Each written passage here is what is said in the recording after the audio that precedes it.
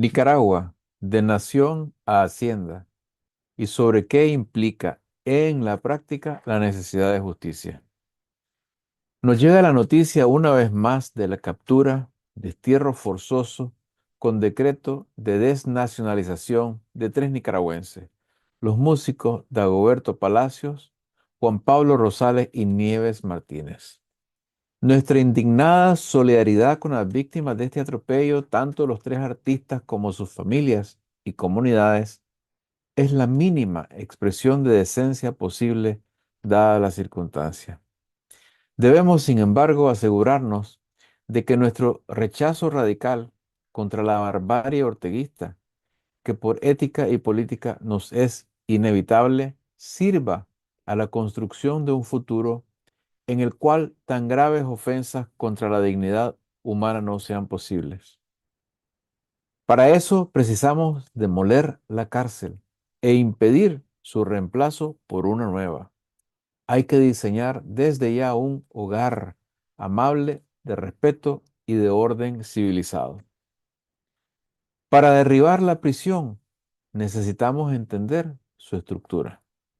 Para construir el nuevo orden liberal democrático de convivencia en la máxima diversidad, la hermosa diversidad humana, precisamos no solo entender la naturaleza y las trampas del poder, sino ejercer sin corrupción y sin odio la justicia, tan severamente como sea justo, que no moleste, espero, el eco redundante.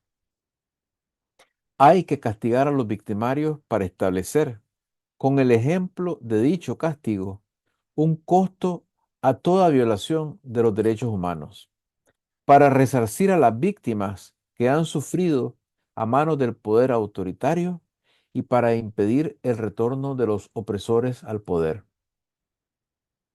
A esto debe movernos la indignación que hoy sentimos, no a la sed de venganza, ni mucho menos a la desesperanza, sino al aprendizaje moral y material, sin el cual no será posible salir de la miasma y crear un orden democrático y una prosperidad compartida. ¿Qué implica esto en la práctica? Que desde ya debe saberse, porque lo decimos a una voz, que no habrá impunidad contra quienes dirigen, ejecutan, financian la represión o se coluden con los asesinos del pueblo que la perpetran.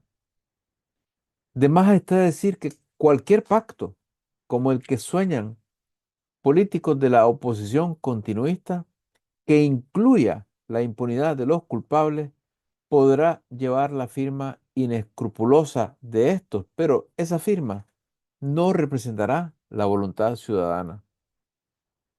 De hecho, deben saber los señores de diálogo y elecciones que pronto van a ver, volverán a la carga porque ya se acerca el 2026, que quien de ellos firme comprometerá únicamente su interés y se atará a los culpables de nuestra tragedia.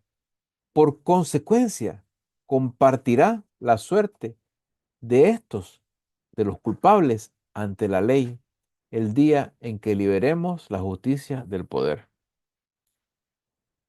Para ser aún más explícitos, esto debe quedar claro. Como la justicia justa, regreso a la redundancia, es indispensable para la libertad, y como hace falta cortar la maleza para cosechar un fruto nuevo, en la mira de cualquier proyecto liberal democrático está sentar en el banquillo de los acusados con todas las garantías procesales universalmente reconocidas, no solo a gatilleros y sicarios del régimen, ni a quienes del Carmen, desde el Carmen dan las órdenes, no solo a la nefasta pareja de Daniel Ortega y Rosario Murillo y a sus cómplices militares y paramilitares, sino también a los magnates mil millonarios que como Carlos Pelas Chamorro, Ramiro Ortiz Mayorga y una media docena más de individuos prominentes han jugado el papel de colaboracionistas beneficiarios de un régimen de corte nazi que actúa como fuerza de ocupación en Nicaragua. Todos deben responder en procesos penales y civiles por crímenes de sangre, de corrupción y enriquecimiento a costa de la tragedia del pueblo nicaragüense. Que tribunales debidamente establecidos decidan qué penas de cárcel y qué sanciones monetarias, incluyendo expropiaciones, ameriten los culpables. Que la sociedad los obligue a resarcir a las víctimas hasta donde esto sea posible, ya que una vida humana no tiene precio, por los daños causados y al país por la destrucción de infraestructura humana, social y material que nos ha costado décadas de desarrollo. No debe ser el pueblo pobre el que una vez más cargue con los costos.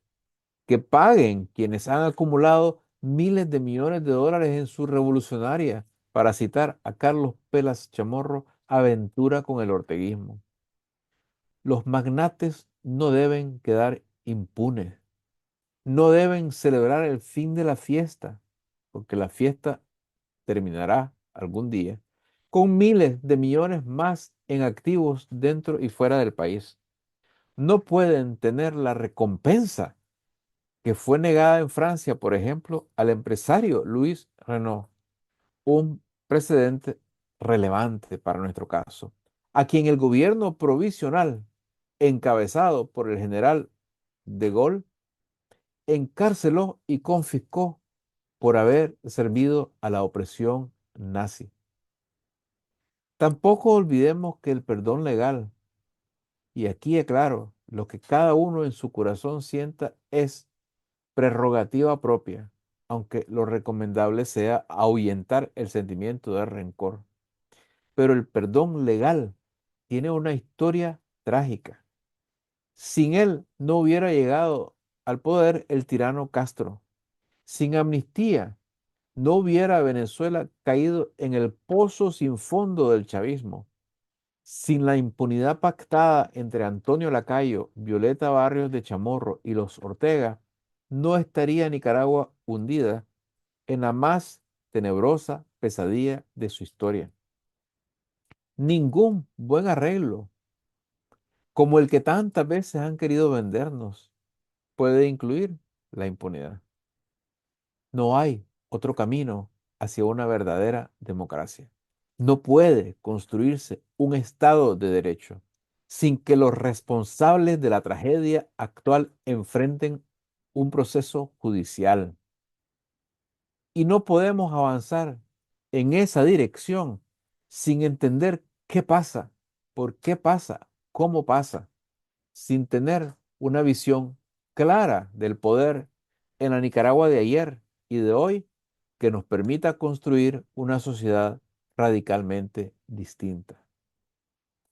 El atropello ya rutinario de las desnacionalizaciones es una clave importante de cuánto hemos perdido y seguimos perdiendo. Apunta a la necesidad de un enfoque diferente de lucha, uno que no será cómodo a los políticos itinerantes suplicantes, quienes dicen luchar por Nicaragua visitando despachos de políticos estadounidenses.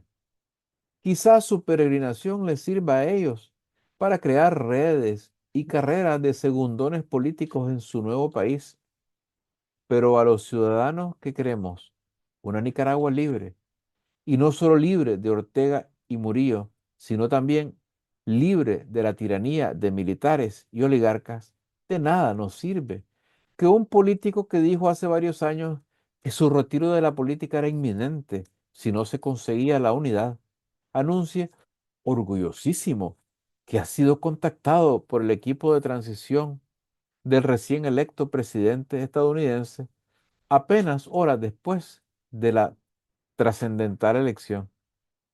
Así de importante soy, parece querer decirnos. Superada la vergüenza ajena de incidentes como este, hay que poner el dedo en la llaga más honda.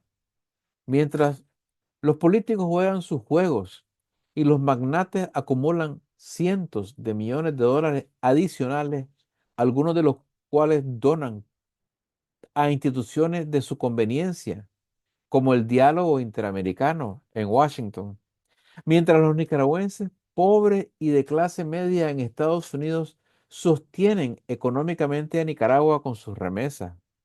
Mientras los exilados pobres, muchos de ellos enfermos y desvalidos, sufren el abandono de los políticos y de los exilados cercanos a la rica oligarquía, mientras todo esto y más y peor ocurre, Nicaragua retrocede de nación a hacienda. Porque si el derecho a la nacionalidad es discrecional, juzgado y decidido por el poder, la idea de nación que ya es y siempre ha sido un sentimiento débil, fragmentario y espasmódico en Nicaragua, pierde toda significación normativa. Ya no existe un Estado que la asuma, mucho menos que se sostenga en ella. Y el poder que controla este Estado no es más legítimo que el de un señor feudal, o el de un señor de la guerra, o el de un patrón criminal en su territorio, o el de un patrón de negocio, de hacienda o de hogar que exige ser obedecido y puede extraer obediencia, porque la carta de opciones de sus dominados es binaria, sufrir o someterse. Esto es lo que hay. Entonces, ¿qué hay que hacer? Todo y de todo, a menos que no nos interese nada, a menos que todos estemos dispuestos a aceptar la legitimidad del terror que el patrón desata. Un patrón que es cada vez más amo de plantación esclavista que gobernante. No podemos pensar en república, mucho menos en república democrática, si no tenemos nación. Sobre lo que esto significa, aparte de la necesidad imperiosa de derrocar a los amos del Carmen y sus aliados, tendremos que hablar mucho más. Tiene muchas implicaciones que vienen de la historia y se proyectan en la vida social del país y son, además, el sustrato que alimenta las raíces de nuestra tragedia política. Permítanme ahora hablar un poco de las palabras de un padre fundador de la nación nicaragüense. Quiero hablarle con especial afecto a los desesperanzados y a los desesperanzadores, pero solo a los que no buscan para provecho propio destruir la esperanza, apenas contagian su propia desesperanza. Ustedes, compatriotas, seguramente dirán, pero este hombre está soñando, si nunca habrá justicia ni con los Hormuz y su séquito, ni mucho menos con los oligarcas que han sido dueños del país por siglos. Ustedes tienen razón solo en una cosa. En efecto, sí, sueño, pero no es un sueño imposible. Y no solo no es imposible, sino que no es innecesario. Por el contrario, es posible y es más que necesario, es imprescindible. Pero nos tienen tan acostumbrados a la injusticia estructural, crónica, metida hasta en el último rincón de nuestras vidas, que a veces nos cuesta imaginar una sociedad mejor. Pero fíjense que sociedades mejores ya existen, que no son perfectas y tienen altibajos, avances y retrocesos, pero son mejores. Hay ricos en las cárceles de los países avanzados, aunque la justicia ahí tampoco sea pareja, pero es mucho más pareja que entre nosotros. ¿Qué demuestra esto? Que una justicia mejor es posible, que una sociedad mejor es posible. Por otro lado, ¿alguien duda que la necesidad de mejorar sea imperiosa? Es más, que sea de vida o muerte. Queremos que siga en pie la fábrica de dictaduras. Queremos esto después de esta dictadura del Gran Capital y el FSLN, después de la de Somoza, en la que el gran capital también prosperó, hasta que decidió que la gula del somocismo les robaba beneficios y hasta que vieron que la dictadura de los Somoza se tambaleaba, porque fue solo entonces que le dieron la espalda al dictador. Clamaron, busquen las portadas de la prensa. Abajo el competidor desleal. ¿Qué les sugiere esta consigna acerca de sus intereses? Piénsenlo. Ahí fue que decidieron financiar a Humberto Ortega y su facción del FSLN, los llamados entonces terceristas. Queremos que estas familias y estos individuos sigan siendo propietarios de la fábrica de atraso y dictadura que nos ha privado de nación y ha secado las carnes de la alegría y la esperanza de nuestra gente. No solo al mandador de la finca, al administrador de la fábrica hay que detener, castigar y hacer que regrese lo mal habido. La fábrica debe desaparecer, no para que la riqueza se concentre en manos de un Estado todopropietario. Ese disparate es impensable, ni por ánimo de venganza, ni siquiera solo para que haya justicia retributiva e indemnización a las víctimas y a la sociedad. Necesitamos que termine la fábrica de dictaduras para que no haya más dictaduras, así de simple, para que las dictaduras no impongan la miseria y la desigualdad grotesca que ha sido el triste perfil de nuestra patria, así de simple, y porque es lo ético, lo correcto y lo inteligente, así de simple. Igual de simple es que si no somos capaces de soñar con una sociedad mejor, no habrá nunca una sociedad mejor. Eso queremos, ser nosotros mismos quienes nos condenemos a vivir como hemos vivido, porque ya nos resignamos y ya no nos atrevemos a soñar. No nos encanta repetir con el padre de nuestra nacionalidad que si la patria es pequeña, uno grande la sueña. Lo creemos de verdad. No vamos a hacer honor a esa profunda, dolorosa, realista y esperanzadora profecía.